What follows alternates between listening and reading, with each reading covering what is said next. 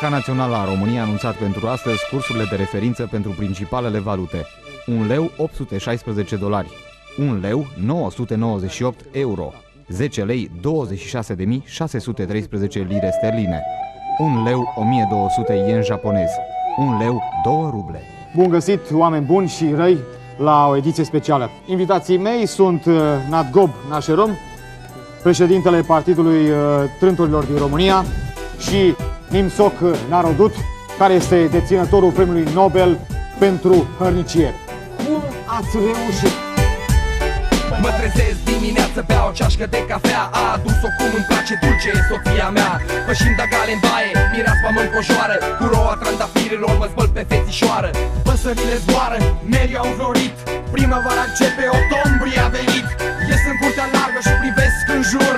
Cerul e senin de un albastru pur. Cel mai frumos moment e să pornesc la muncă, la pauza de masă, să beau 50 de șuncă. Aștept de atâția ani să văd o groapă în drum, dar visul meu de viață s-a prefăcut în scrum. Statuia lui Băsescu veghează în continuare. Săranii au acum miliarde de tractoare. Homarii, caviarul se găsesc pe garduri. Orice român are 3000 de lei pe carduri. România este în pericol de a intra în Uniunea Europeană și în NATO. Ce putem face pentru a scăpa de aceste amenințări? Hai să întindem hora mare, hop, hop, cu noi nu mai vrem peste hotare. Hop, hop, și voi, că la noi tai și soare. Hop, hop, cu noi curge mierea din ivoare. Hop, hop, și voi. Cel mai căutat animal din România este șocâtele. Acesta se găsește în varianta maro cu volapic în vârf și coclendă roz. Nu vă recomandăm varianta cu sebla coloidală pentru că aceasta capătă un bibistrocel crocobazdugat. Noi trăim bine în România.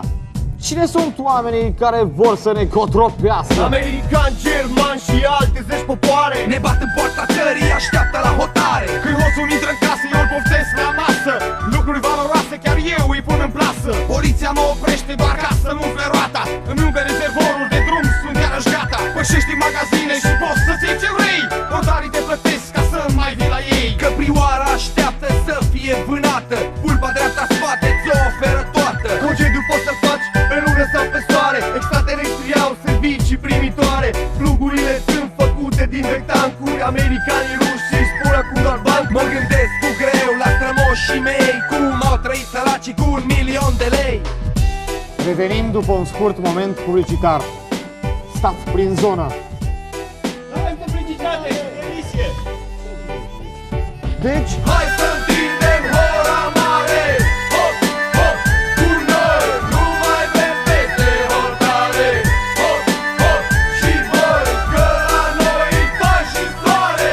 Hop, hop, cu noi curge mierea din ivoare. Hop, hop, și voi. Ieri uzinele Dacia au achiziționat concernul Daimler Chrysler și General Motors. În urma acestei tranzacții, România a plătit datoria Statelor Unite către Somalia și Irak. ce mai puteți face pentru a ieși din această situație?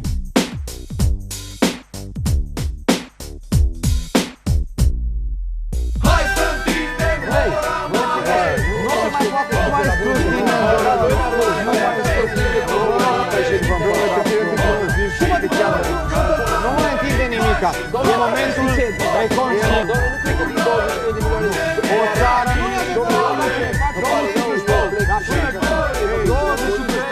nu se mai poate. Vă rog frumos, dar calmați-vă, dar nu să vă calmați. Chiar am încercat, nu? Ce ai încercat, domnule? Ce ai încercat? Vino la mine. Terminați, oameni buni. Gata, oameni buni. Gata, terminați. Nu se mai poate, gata, vă rog frumos. Gata, am terminat.